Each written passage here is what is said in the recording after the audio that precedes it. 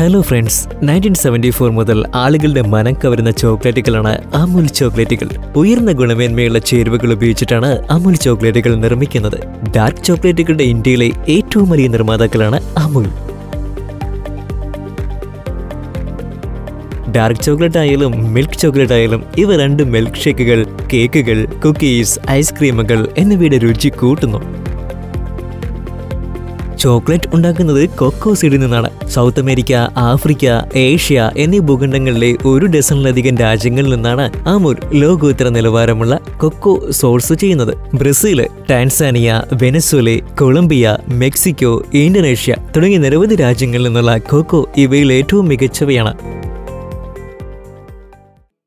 Chocolate നിർമ്മാണത്തിന്റെ ആദ്യഘട്ടം കൊക്കോയുടെ വിളവെടുപ്പിൽ നിന്ന് തുടങ്ങുന്നു. കൊക്കോ മരങ്ങളുടെ ശാസ്ത്രീയ നാമം ദൈവത്തിന്റെ ഭക്ഷണമെന്ന് അർത്ഥം വരുന്ന തിയോബ്രോമ കൊക്കോ എന്നാണ്. കൊക്കോ ബീൻസിന് മികച്ച രുചിയും സ്വാദും നൽകുന്നതിൽ കാലാവസ്ഥയ്ക്ക് വലിയ പങ്കുണ്ട്. കൊക്കോ മരങ്ങളിൽ നിന്ന് പാകമായിട്ടുള്ള പഴങ്ങൾ ശ്രദ്ധയോടെ തെരഞ്ഞെടുക്കുന്നു. അതിനുശേഷം ഓരോ കൊക്കോ പഴത്തിന്റെ മെത്ത് പൊട്ടിച്ച് ബീൻസ് വേർതിരിച്ചെടുക്കുന്നു. കൊക്കോ ബട്ടർ, കൊക്കോ മാസ്, പഞ്ചസാര എന്നിവ ഉപയോഗിച്ച് ഡാർക്ക് ചോക്ലേറ്റ് ഉണ്ടാക്കുന്നത് എങ്ങനെ നമുക്ക് നോക്കാം. ഉയർന്ന താപനിലയിൽ കൊക്കോ ചിപ്സ് ഉരുക്കുന്ന മെൽറ്റിംഗ് മെഷീനുകളിലേക്കാണ് കൊക്കോ ചിപ്സ് ആദ്യം ഇടുന്നത്. അതേസമയം തന്നെ കൊക്കോ ബട്ടറിന്റെ കട്ടകളും ഉരുകാൻ വെക്കുന്നു. അതിനുശേഷം ഉരുകിയ കൊക്കോ ബട്ടറും കൊക്കോ മാസും വലിയ സ്റ്റീൽ ടാങ്കുകളിൽ സൂക്ഷിക്കുന്നു. ചോക്ലേറ്റിന്റെ ഒഴിച്ചുകൂടാനാവാത്ത ഘടകമാണല്ലോ പഞ്ചസാര. ഇത് ശ്രദ്ധാപൂർവം കൈകാര്യം ചെയ്യേണ്ടതുണ്ട്. പഞ്ചസാരയിലെ മാലിന്യങ്ങൾ നീക്കം ചെയ്യുന്നതിനായി ഒരു വലിയ കണ്ടെയ്നറിൽ ഒഴിക്കുന്നു. ഇവിടെ നിന്ന് ഇത് പഞ്ചസാര സൂക്ഷിക്കുന്ന നിലവറയിലേക്ക് നീങ്ങുന്നു.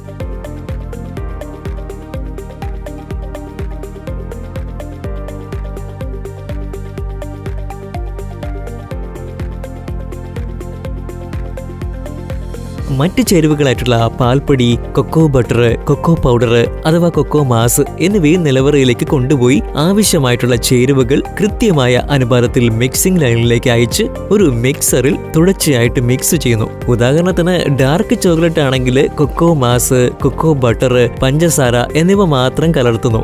ചേരുവകൾ നന്നായി ബ്ലെൻഡ് ആകുന്നതിന് വേണ്ടി ഈ മിക്സ് ഇളക്കി മുന്നോട്ട് നീക്കുന്ന വൃത്താകൃതിയിലുള്ള ഫിൻസിലേക്ക് ഇടുന്നു. ഒരു കൺവെയറിന് മുകളിലൂടെ ഒഴുകിക്കൊണ്ടിരിക്കുന്ന ഇതിനെ എപ്പോഴും ശ്രദ്ധാപൂർവം നിരീക്ഷിച്ചു കൊണ്ടിരിക്കും. അതിനുശേഷം ഈ മിക്സ് ഒരു പമ്പിലൂടെ ഒരു ബഫർ ടാങ്കിൽ എത്തിച്ച് അവിടെ സൂക്ഷിക്കുന്നു. ഇവിടെ നിന്നും പിന്നീട് ഈ മിശ്രിതം റിഫൈനിങ് സ്റ്റേഷനിലേക്ക് കൊണ്ടുപോകുന്നു. സിൽക്കി ആയതും മിനുസമാർന്നതുമായ ഒരു ടെക്സ്ചർ ലഭിക്കുന്നതിനുള്ള ഏറ്റവും പ്രധാനപ്പെട്ട സ്റ്റെപ്പാണ് റിഫൈനിങ് എന്ന് പറയുന്നത്. ചോക്ലേറ്റിലെ കൊക്കോ സോളിഡുകളുടെയും പഞ്ചസാര തരികളുടെയും വലിപ്പം കുറയ്ക്കുന്ന പ്രോസസ്സാണ് റിഫൈനിങ്.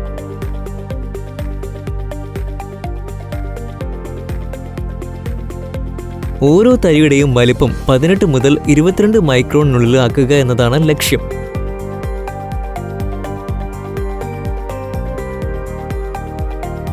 ചോക്ലേറ്റ് മാസ് തുടർച്ചയായിട്ട് റിഫൈൻ ചെയ്യുന്നതിന് ബ്ലെൻഡ് ചെയ്ത മിശ്രിതം റോൾ റിഫൈനറുകൾ, 10 റോൾ റിഫൈനറുകൾ, ബോൾ മില്ലുകൾ എന്നിങ്ങനെ 3 തരം റിഫൈനറുകളിലൂടെ കടന്നു പോകുന്നു.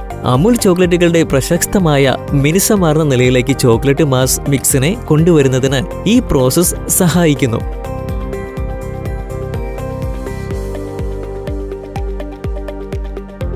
ഈ പ്രക്രിയയിൽ താപനിലയും ഈർപ്പവും എല്ലാം നിയന്ത്രിക്കപ്പെടുന്നു. നന്നായി യോജിപ്പിച്ച് റിഫൈൻ ചെയ്തെടുത്ത ഈ മിശ്രിതം ഒരു വെർട്ടിക്കൽ വൈബ്രേഷൻ സീഡ് മെഷീനിലൂടെ കടത്തിവിടുന്നു. ബ്ലെൻഡ് ചെയ്തെടുത്ത മിക്സിൽ ഇനിയും ക്രിസ്റ്റലൈസേഷൻ ഒന്നുമില്ലെന്ന് ഉറപ്പാക്കുന്നതിന് വേണ്ടിയാണ് ഇത്. എന്തെങ്കിലും കണ്ടെത്തിയാൽ പ്രോസസ്സ് അവിടെ വെച്ച് നിർത്തും.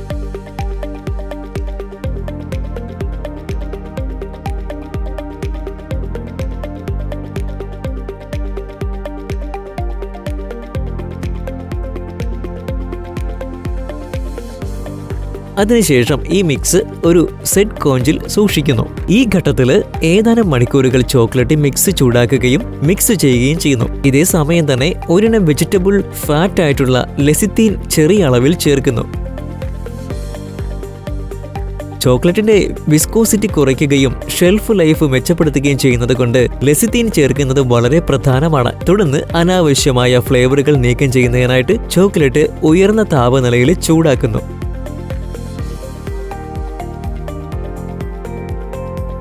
തുടർന്ന് ചോക്ലേറ്റ് മിക്സ് കോഞ്ചിൽ നിന്ന് മോൾഡിംഗ് സ്റ്റേഷനിലേക്ക് അയക്കാനായി ടാങ്കിൽ സൂക്ഷിക്കുന്നു. മോൾഡിംഗ് സ്റ്റേഷനിലേക്ക് അയക്കുന്നതിന് മുമ്പ് സ്മൂത്ത് ആയിട്ടുള്ള കൺസിസ്റ്റൻസിക്ക് വേണ്ടി ചോക്ലേറ്റ് ഒരു ടെമ്പററി മെഷീനിലേക്ക് റീക്രിസ്റ്റലൈസേഷനായി അയക്കുന്നു.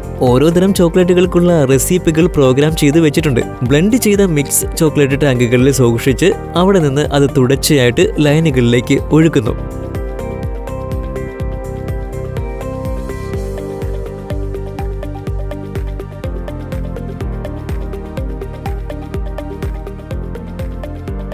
ചോക്ലേറ്റ് നിർമ്മാണത്തിന്റെ അവസാനത്തെ സ്റ്റെപ്പാണ് മോൾഡിംഗ് എന്ന് പറയുന്നത്. ഈ ഘട്ടത്തിൽ ബ്ലെൻഡ് ചെയ്തെടുത്ത മിശ്രിതത്തെ വ്യത്യസ്ത ഷേപ്പുകളിലുള്ള മോൾഡുകളിൽ ഒഴിച്ച് തണുപ്പിച്ച് ഹാർഡാക്കുന്നു. ഇതിനായിട്ട് ഓട്ടോമാറ്റിക് മോൾഡ് ഡിസ്പെൻസറുകൾ ഉപയോഗിച്ച് കൺവെയറിലെ മോൾഡിംഗ് ട്രേകൾ വയ്ക്കുന്നു. വ്യത്യസ്ത വലിപ്പത്തിലും ആകൃതിയിലുമുള്ള ചോക്ലേറ്റുകൾക്ക് മോൾഡുകളും വ്യത്യസ്തങ്ങളാണ്. ഓരോ മോൾഡും ഒരു മോൾഡ് ക്യാമറ ചെക്കിംഗ് സ്റ്റേഷനിലൂടെ കടത്തിവിടുന്നു. വെർട്ടിക്കൽ ഡിസ്പെൻസർ സ്റ്റേഷനിൽ ഒഴിഞ്ഞു കിടക്കുന്ന സ്ലോട്ടുകളിൽ ഓട്ടോമാറ്റിക്കായിട്ട് ട്രേകൾ സ്ഥാപിക്കുന്നു. പിന്നീട് ഈ ട്രേകൾ ഹീറ്റിംഗ് ക്ലീനിംഗ് സ്റ്റേഷനിലൂടെ കടത്തിവിട്ട് ട്രേയുടെ അരികുകളിൽ പറ്റിപ്പിടിച്ചിരിക്കുന്ന ചോക്ലേറ്റ് തുള്ളികൾ നീക്കം ചെയ്യുന്നു. അതിനുശേഷം ഇവ കൃത്യമായ അളവിലുള്ള ചോക്ലേറ്റ് മിക്സ് നിറയ്ക്കാനായി ഊഴം വെച്ച് കറങ്ങിക്കൊണ്ടിരിക്കുന്ന സ്റ്റേഷനിലെത്തുന്നു. ടാങ്കിൽ നിന്ന് ഡെപ്പോസിറ്ററിലേക്ക് മിക്സ് നിറച്ച ശേഷം അടിയിലെ കമ്പ്യൂട്ടറൈസ്ഡ് കൺട്രോൾ സിസ്റ്റം മൂവ് ചെയ്തുകൊണ്ടിരിക്കുന്ന ബൗളിലെ നോസിലുകളിലൂടെ മിക്സ് പകർന്ന് എല്ലാ ട്രേകളും ഒന്നിനു പുറകെ ഒന്നായി നിറയ്ക്കുന്നു. മുഴുവൻ പ്രോസസ്സും സ്റ്റേഷനും ഗ്ലാസ് കൊണ്ട് കവർ ചെയ്തതാണ്. സ്റ്റേഷന്റെ ചുമതലയുള്ള സ്റ്റേഷൻ ഇൻചാർജ് പ്രക്രിയയിലുടനീളം തുടർച്ചയായി മോണിറ്റർ ചെയ്തുകൊണ്ടിരിക്കും.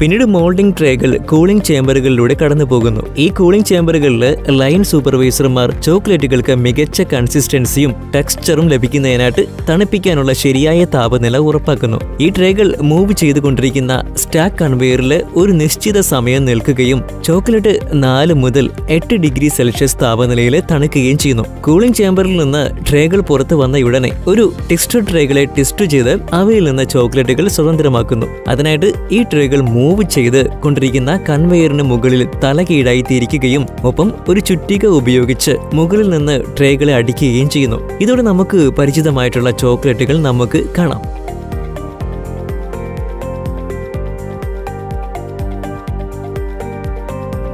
ഇനി ഈ ചോക്ലേറ്റ് മെറ്റൽ ഡിറ്റക്ടറുകളിലൂടെ കടത്തിവിടുന്നു. മെറ്റൽ ഡിറ്റക്ടേഴ്സിലൂടെ ഗോ എഹെഡ് സിഗ്നൽ ലഭിച്ചു കഴിഞ്ഞാൽ അവ ദീർഘദൂരം കൺവെയറിലൂടെ മുന്നോട്ട് നീങ്ങുന്നു.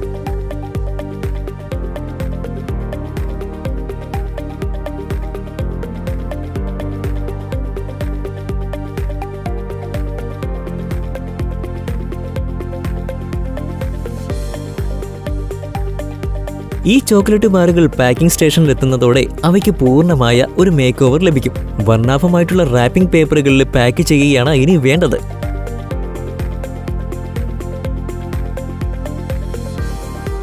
ഇതിനായിട്ട് റാപ്പിംഗ് പേപ്പറുകൾ പാക്കിംഗ് ഫീഡറുകളിലേക്ക് വയ്ക്കുന്നു. ഫോൾഡിംഗ് മെഷീൻ അവയെ ചോക്ലേറ്റുകളിൽ വായു കടക്കാത്ത രീതിയിൽ ഭംഗിയായിട്ട് മടക്കുന്നു. മെഷീന്റെ മൃദുവായ ആംസ് ബാറുകളെ പേപ്പർ ബോക്സിനുള്ളിലേക്ക് ഇട്ട ശേഷം ബോക്സിന്റെ വശങ്ങൾ ഓട്ടോമാറ്റിക്കായിട്ട് മടക്കുന്നു. പൊതിഞ്ഞ് സീൽ ചെയ്ത് കഴിഞ്ഞാൽ ഈ ബാറുകൾ ഒരു സെൻസറിലൂടെ മുന്നോട്ട് നീങ്ങുന്നു. അവിടെ നിന്ന് അവ അവസാന പാക്കിംഗ് ഷിപ്പിംഗ് വിഭാഗത്തിലേക്ക് അയക്കുന്നു. പാക്കിംഗ് പെർഫെക്റ്റ് അല്ലെങ്കിൽ ഇവയ്ക്ക് സെൻസറിലൂടെ കടന്നു പോകാൻ സാധിക്കില്ല.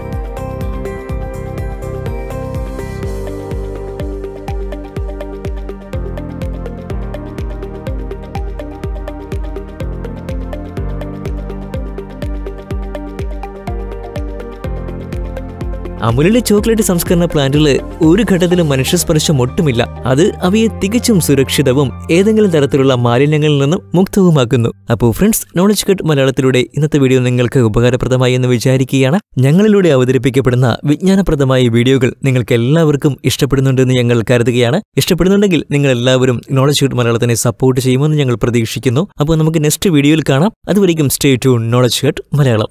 നിങ്ങൾക്ക് ഇത്തരം കണ്ടന്റുകൾ ഇഷ്ടമാണെങ്കിൽ സബ്സ്ക്രൈബ് ചെയ്യുവാൻ മറക്കണ്ടാട്ടോ. കൂടാതെ പുതിയ വീഡിയോസിന്റെ അപ്ഡേറ്റ് ലഭിക്കുവാൻ ബെൽ ഐക്കൺ കൂടി അമർത്തുക. നന്ദി.